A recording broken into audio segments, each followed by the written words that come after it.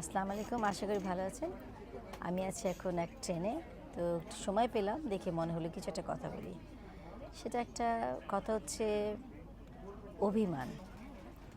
আজকাল আমরা দেখি যে আমরা অনেক আগে ছোটোবেলায় বা যখন হতো একসময় ছিল যে কেউ অভিমান করতো এবং অন্যজন অভিমান ভাঙাতো।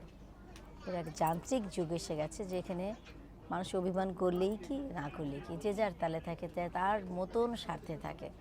কেউ বুঝেও না যে আসলেও কেউ অভিমান করেছে কি না। এটা কি আসলে আমাদের ব্যস্ততার জন্য, নাকি আমরা আসলেই ভুলে গেছি কাউকে খুশি করা।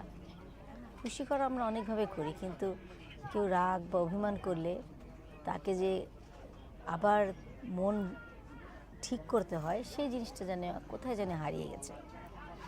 সে কারণে অনেক সময় দেখা যায় সম্পর্কের মধ্যে অনেক বড় বিচ্ছেদ হয়, অনেক বড় গ্যাপ